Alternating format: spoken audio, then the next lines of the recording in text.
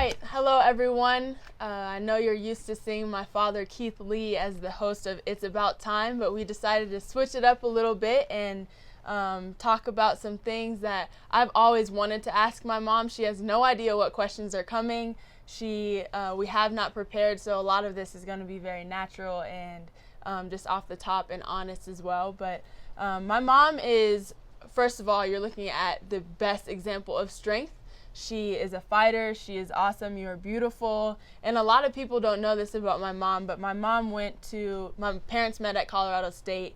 My mom was always into fashion. She went to FIT in New York, which is a very prestigious institution. So I know that you worked very hard to get there, and you made a lot of sacrifices along the way as well, and you paid your way and everything. And after when you and my dad decided to get married and go ahead and move on to Boston and Buffalo, I know that you worked really hard at Casual Corner and just in retail and worked yourself all the way up to be a very, very successful store manager for years for Talbots and different companies like that. So I know that we haven't expressed that a lot, but you have definitely made a lot of sacrifices. You've worked very hard and you have a story as well. So definitely excited to hear some of your takes and how it was growing up in Denver, what some of the things that you saw while you were in Denver, while you were in New York, and just your experiences like that. So welcome to It's About Time. I'm Sable Lee. This is my mom, Coretta Lee.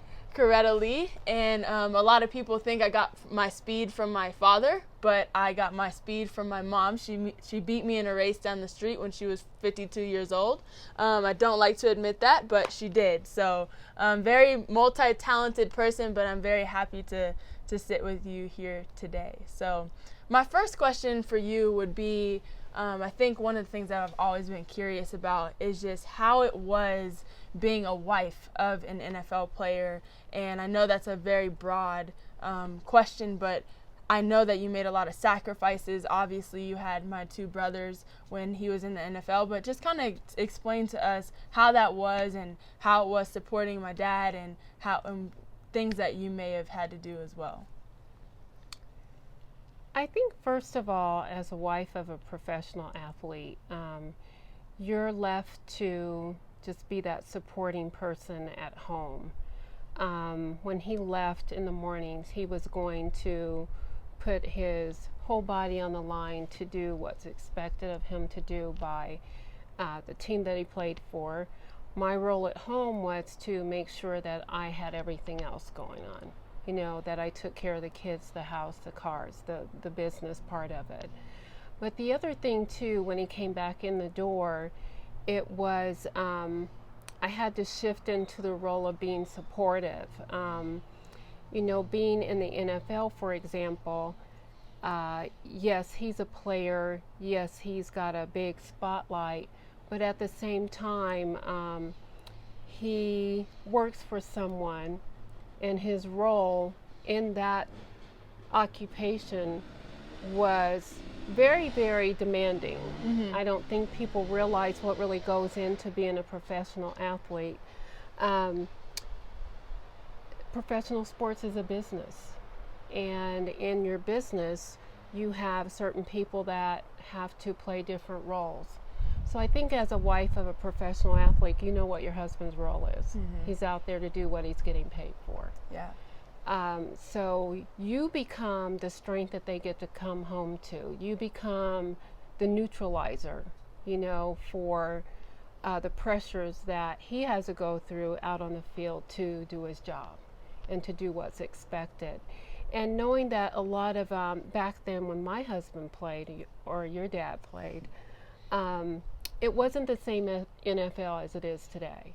You know, there was a lot they were expected to do, you know, and so we as professional players' wives, we basically had to bridge the gap between being out there and being expected to perform no matter what. Mm-hmm. You know, when they came home, sometimes I would be like, I can't believe they expected that of you today, or I can't believe you went out there after you got hurt. Yeah. You know, but at the same time realizing, okay, what do I need to do to make him feel better now that he's home? Mm-hmm. You know, and it was a great opportunity to be in the NFL and to be a player's wife. But there was also a lot of expectations and a lot of sacrifices, like you said. We also went through the 1982 strike that made things better for the players now in the NFL. Mm-hmm. So that was a lot. But, you know, through all that, it builds strength. And you learn how to overcome a lot of obstacles that basically give you the blueprint for what you need to do in the rest of your life. Mm-hmm. So it was a fun experience, but at the same time, for the wife of a player, you have to take on as much responsibility as your husband is taking out there. I oftentimes, and this is keeping it real, I oftentimes felt like our husbands were a commodity in the big business of sport. Yeah. You know, so a lot of the human part of it was kind of diminished. Mm-hmm. So also as a wife, you're the person that has to buffer that as well. Yeah, yeah, and I can only imagine that it takes a lot of strength, a lot of sacrifice, and a lot of effort on your part to keep that perspective as well. Because I can only imagine that every day there was probably a different challenge or things that you had to continue to remind yourself of. So thank you, because I know that myself and Onell and Lamar, my brothers, would agree that we recognize the sacrifice that not only you made but Dad made. So thank you. I want to shift this on you. I want to talk about you, because I think that you have gone through a lot, and there's a lot of value in your experience. And some people may not know, but you actually ran track and field at Colorado State. You were a student athlete as well. So no, University of Northern Colorado. Oh, excuse me, University of Northern Colorado. Well, you were a student athlete. So tell me about that experience. What were some of your favorite moments or things that you learned that you took away from your experience? And things of that nature? Well, I think back then, because of the era that we were in, female sports weren't really well recognized. Mm-hmm. And also to get on a team, a collegiate team, there was a lot of hoops that you had to jump through. And what I found was the hoops that you have to jump through to beat out another athlete to get a scholarship, let's say, a lot of times the list just gets longer. So fortunately for me, I had a lot of academic scholarships, and I think the work that I was putting into female sports back then, it just wasn't worth it. As far as sacrificing your grades. So back then, you either were an athlete or you were a student. You weren't a student athlete because it wasn't recognized back then for women. Got it. So if we had to travel to Wyoming or BYU like that or something like that to run, your professors wouldn't exactly understand that you had to miss the test. Wow. And you were willing to make it up. So I got my first D I ever got in my life. And that's when I decided. Knowing you, that was not okay. No, that was not okay. So when I got that D in earth science, I thought, okay, the list is getting longer for me to make the scholarship. So I'll just quit here. I had a great time running in high school. I ran AAU sports, and that's when I just kind of gave up the whole track thing because there was too much sacrifice. Mm-hmm. And, you know, my grades and everything were more important. And it's interesting how things have evolved since you were an athlete. Being a student athlete was very important, and I really do give a lot of applause to JU for making... Shout out to the Dolphins. For making athletics and education really, really important. I love that there was as much expectation on you to be a good student as there was for you to be a good athlete. Absolutely. And I'm really happy to see that women's sports have evolved. Absolutely. In that way. Yeah, definitely. And I mean, I know softball well just because I played and coached and just have been in the environment, and just to see this amount of support, television support of the game of softball, and how all of the postseason competitions are now televised on ESPN. To hear your story on how you had to make a choice, and now seeing how just the game of softball and track and field and a lot of these female sports have evolved into people consuming it, it really warms my heart. And I think there's value in people hearing your story so that we can appreciate it a lot more. There's still room to go. We still got a lot of room. But there's another side of that too. I do remember, just kind of looking at how things have changed now. I was, of course, the only black female on a track team for University of Northern Colorado. Yeah. And we, back then, you didn't fly where you went. You hopped in a car and we all drove. So we drove to BYU. And I remember we got there the night before the game. And we went to a Taco Bell. And when we went in Taco Bell, I looked around and I noticed there was no one that looked like me.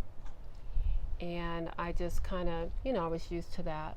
But the next morning, by the time we had been to different places, my teammates started to notice. They didn't see anybody that looked like me either.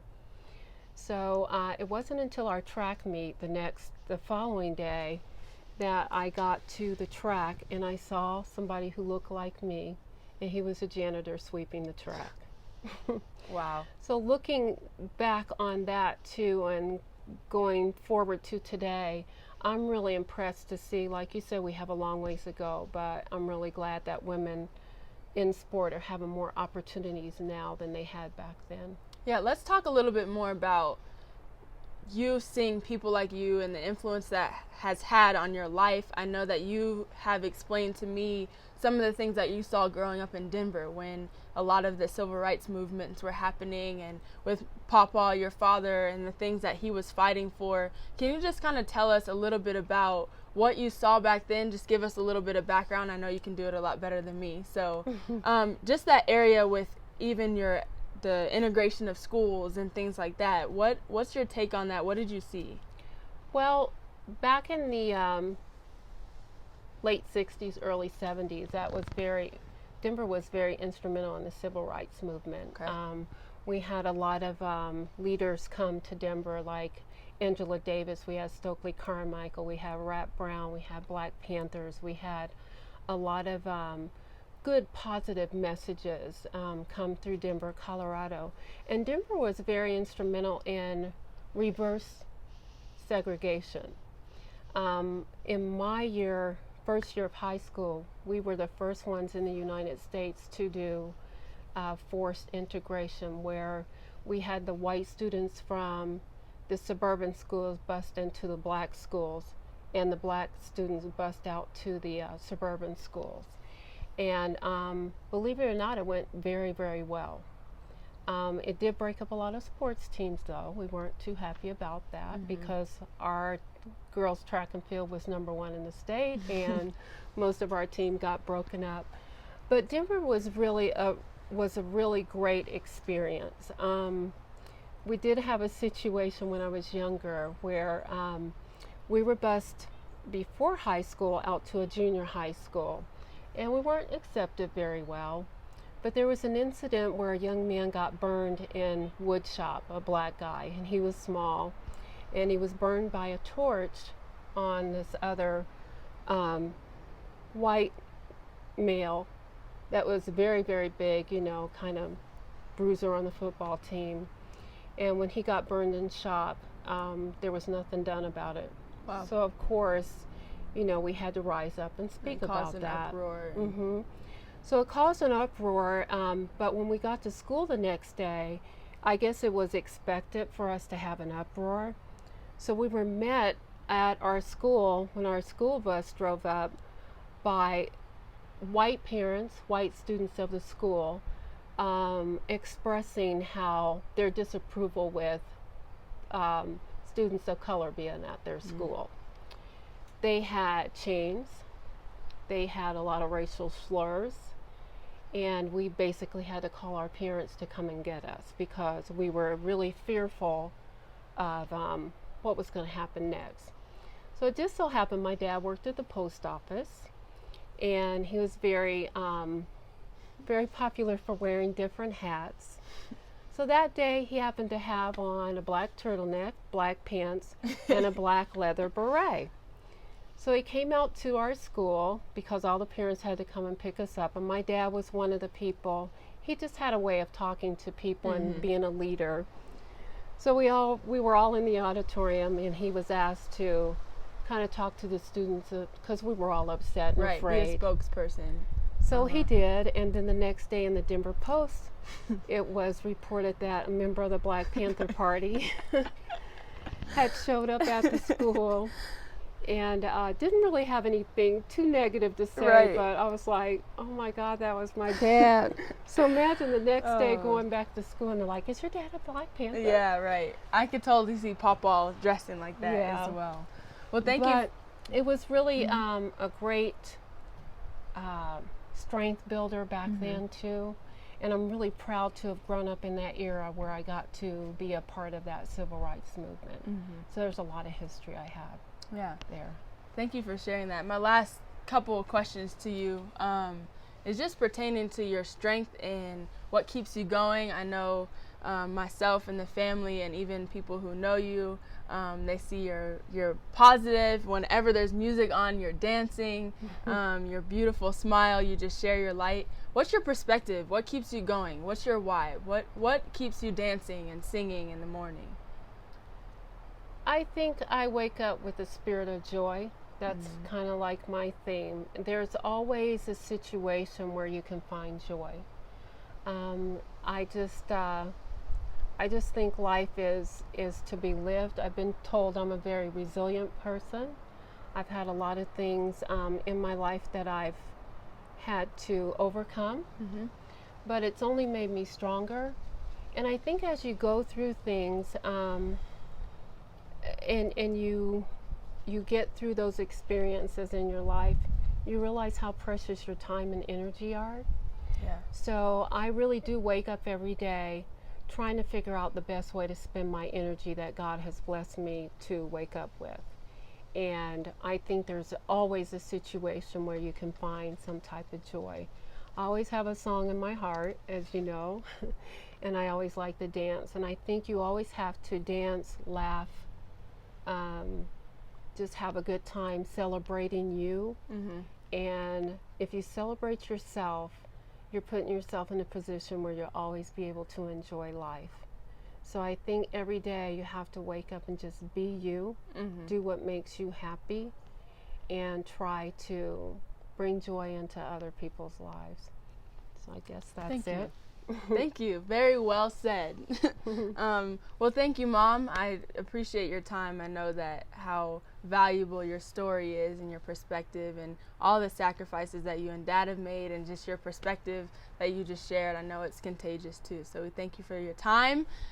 Thank you to Keith Lee for allowing us to have this platform to hear some of my mom, Coretta Lee's, thoughts on life and some of the things that she has endured as a wife of an NFL player, as a student or athlete, and the choice that she had to make, and just some of the things that she's seen growing up. So thank you, Keith Lee, and we appreciate your podcast, and have a blessed day, everyone. Thank you.